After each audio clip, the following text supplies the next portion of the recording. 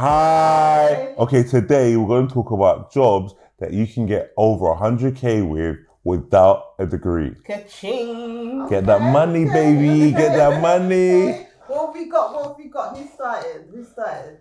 Do you know, I can start. So,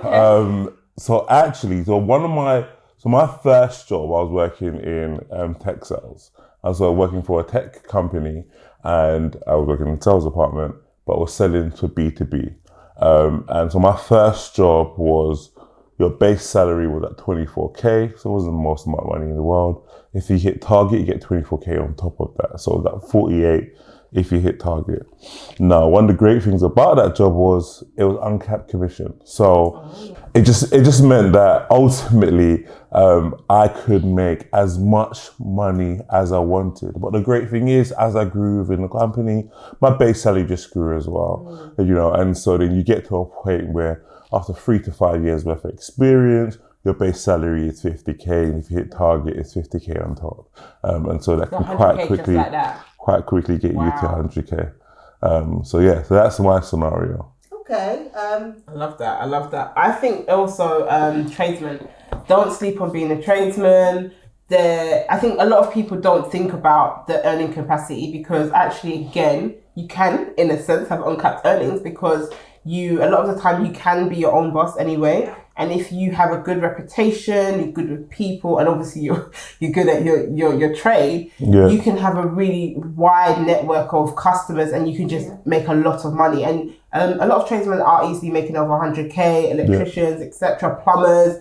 These are jobs that people always need that skill and expertise, and people are too scared to mess around with it themselves. Totally. So, you know what, that's a really good point. And I feel like the climate that we're in now, more and more people at home. A lot of people are buying properties, and you now have to make sure you get good tradesmen. So there's a lot of opportunities out there. So it's a good time to. I just want to double down on that. And so we had a great plasterer. I mean, he was a bit expensive, but he was amazing. He was gifted at what he did.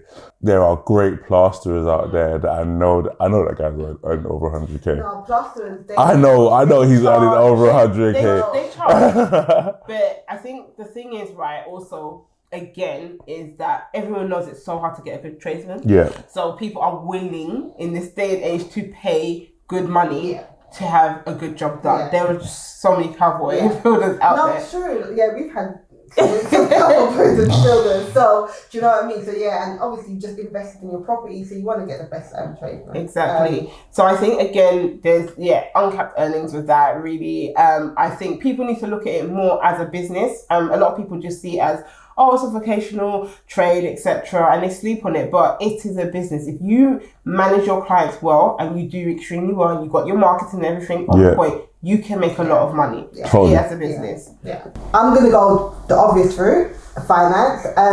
With finance, you don't actually need a degree to get into finance. If you've got experience and you're willing to do finance qualifications, then you can get a finance director role. And obviously finance director roles starting at 100K plus, it goes up and up depending on where you go. You get bonuses depending on what department and what organisation or departments you work in. So definitely that's a good option. With the accounting qualification or finance qualification, you can do some of them in like 3 years whilst you're working as well, whilst you're training. So you may already be in the finance field. You might not have got formal qualification, but you can start getting those qualifications if you're working in the right organisation. They will fund you, and definitely you can get to FD and make 100K plus. So I did not know that. I didn't know that. But how many years kind of experience do you need to become an FD? So that's a really, really good question. I think it depends on the organisation, because the finance director title can be quite broad. So, for example, in places that I've worked in, typically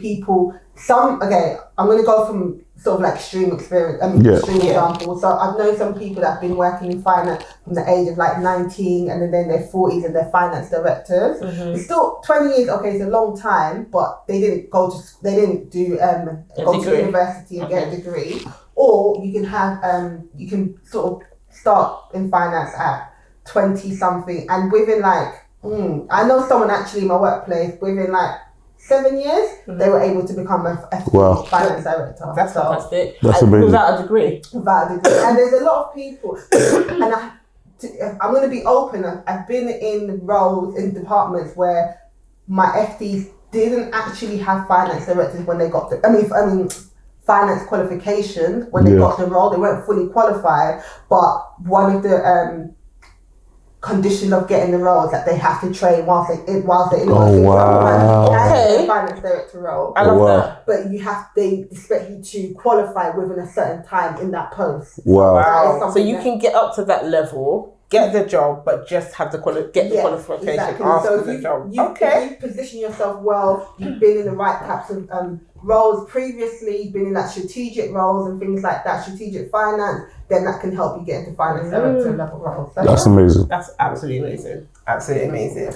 I think another exciting role is project management. I think as project managers can make a lot of money, especially the day rates. Money.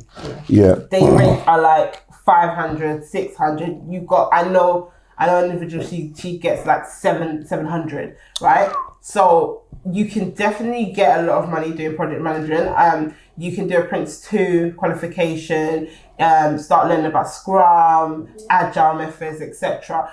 And there's a lot of money to be made because there's an abundance of projects. There's like constantly different projects going on. There's a few areas that you can go into, like again, technology, for example. You can be a technical project manager and get quite a lot of money. You can also go into infrastructure. That's another major area, construction. Huge. And you make a lot of money because if you think about the nature of construction, for example, there's always major projects and you can be on some of the major big projects and you're going to be making a lot of money. So there is a lot of money to be made. You can be very strategic about where you position yourself and where you go into. But I would definitely suggest that, for example, that again, going back to what I just said, technical project managers, they're easily making 100K. The good thing about doing loads of different contracts to begin with is that you get an exposure to so many different projects and experience and different clients, and because of that you can really, really just position yourself to get those like salaried 100K jobs, as well as just your day rate is going to be well surpass 100K. Yeah, so I'm literally, as you was talking, I typed in PMO, typed in Prince 2, and there are like 500 a day, 550 a day, scroll through, 375 per day. All of these roles will pay you over 100K. So definitely look into that. Like literally get your Prince 2, just like Liz said, and you can definitely earn over 100K. I've got another one actually. I was thinking about BA roles, business analyst roles. That's a good one. So there's different ways. So you can get business analyst qualification. There's training courses that you can do to become a BA. But sometimes if you've got sort of like account experience or you've always trained as an accountant, you can actually transition into business analyst role. A lot of people do that transition into business analyst role. That makes sense. And again, with BA roles, a lot of if you do contract roles with them as well, they make a lot of money. Like in previous roles, I've been in 750 and above a day. Oh my! Wow. And that was in government as well. So do you know what I mean? So I feel like business analyst is definitely another one that you can look at, and you don't necessarily need a degree because it's sort of like one of those ones that you get specific qualifications for it or train for it. So yeah. All right. Okay. If you have any other jobs that pay over 100K, leave them in the comments below. Please share the knowledge and share with other listeners. If you have any questions or you want us to answer questions for you, please message us and we're happy to help.